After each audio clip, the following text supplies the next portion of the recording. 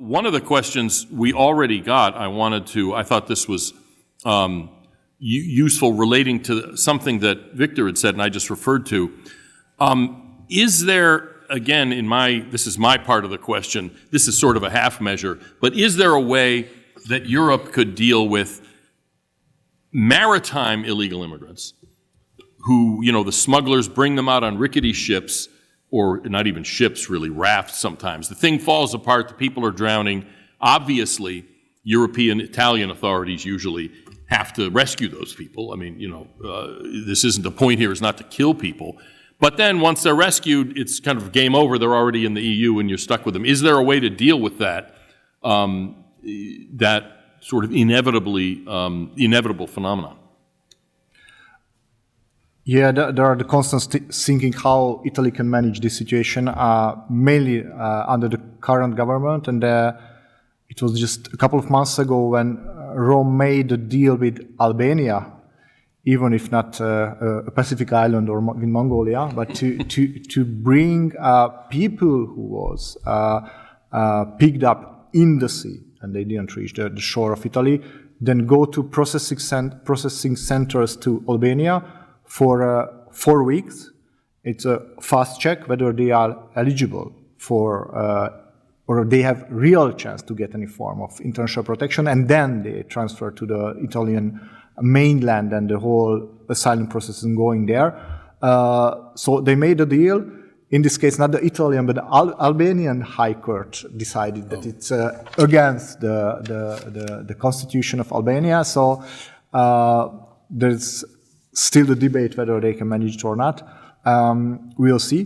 So Rwanda is only one issue, but there are constant thinking, even from the government of Germany, how they can do something. And I just came back from Kenya early December. Austria also examining the possibilities in the negotiation with Rwanda. So we will see what will happen.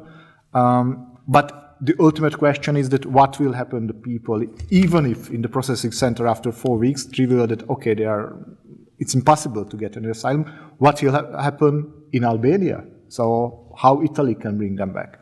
So until there's no strong negotiations and agreement with the countries of origin, it will be very hard to manage it. There's a question for Nicholas. What impact will the new French law that apparently restricts immigration have on the asylum process? None, to answer quickly. Because, as you know, Mark, asylum is mostly ruled by international treaties. So there's nothing on asylum in this piece of legislation because there cannot be anything under these treaties. I know this bill is sometimes referred to as being restrictive on immigration. Actually, it focuses on 1% of the immigration issue. It will make it easier for the French administration to deport some foreigners who have committed serious crimes. So, of course, that's always good to take. But I mean, the big numbers of immigration are not addressed at all. I mean, there's nothing on asylum. There's nothing on family-based immigration, which is still the most numerous in France. There is a special derogatory agreement between France and Algeria, which makes that this piece of legislation will not be applied to Algerians, whereas they are currently the most numerous immigrants in France. So all these voids, put one after the other, will make this piece of legislation ineffective on the whole. Interesting. Eric, a question for you. If you agree that Congress needs to reassert its prerogatives over immigration, but what do you do when a lawless administration, like the current one, just refuses to implement the law in good faith, even if we change the law?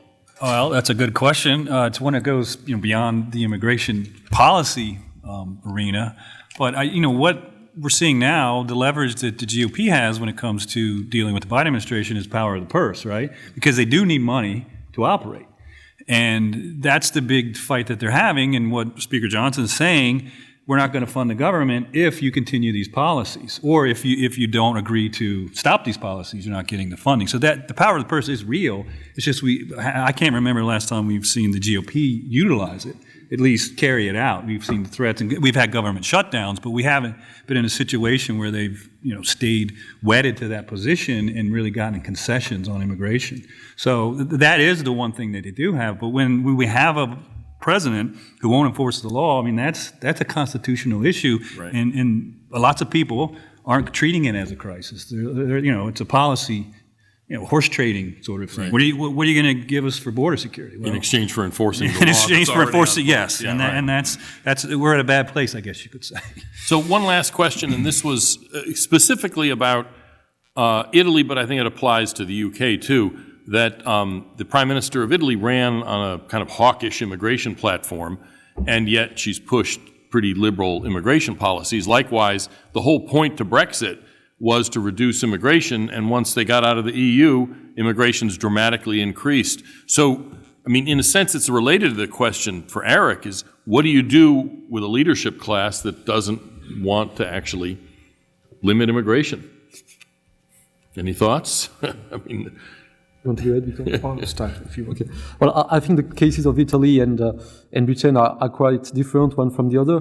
On the case of Italy, it is clear that the Italian government is being blackmailed to some extent as regards a wide range of EU fundings, which should be directed towards Italy, but which the European Commission threatens to uphold, to suspend, if Italy does not apply the immigration policy Brussels wants. On the other end, the case of Britain is quite different. I think there has been some extent of treason from the post-Brexit Conservative government in Britain, which has won the last parliamentary election on the platform of reducing immigration thanks to Brexit. But of course, the Conservative Party in Britain is also the party of big business, and there are strong business interests to keep bringing in even more cheap labor. So I think that in the case of Italy, it's all about blackmail.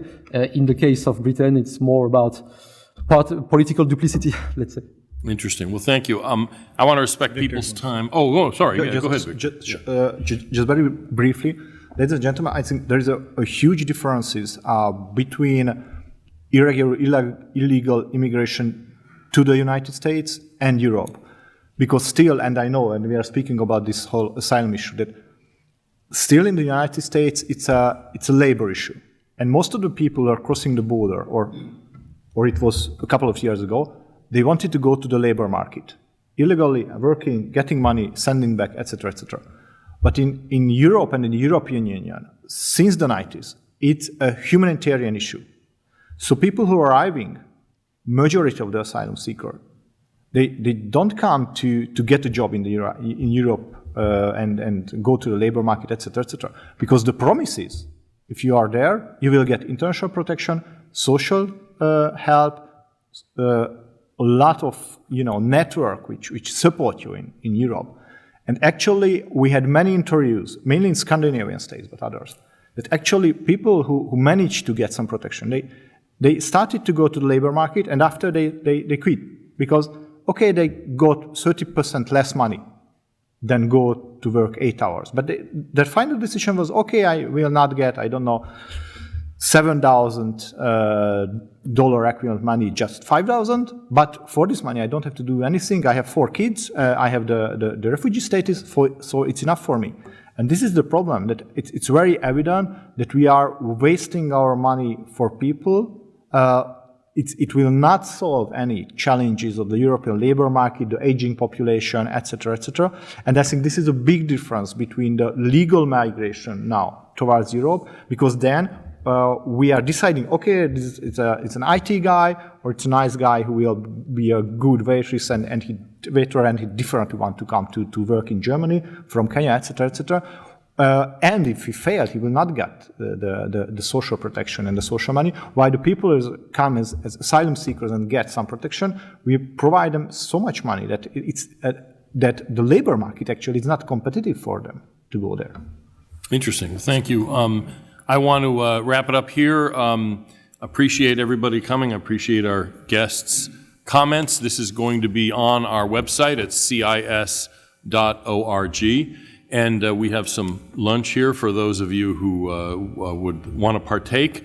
And hopefully we will be having future events. The CIS itself will be having future events, but maybe also as part of, under the umbrella of the International Network for Immigration Research as well. Thank you.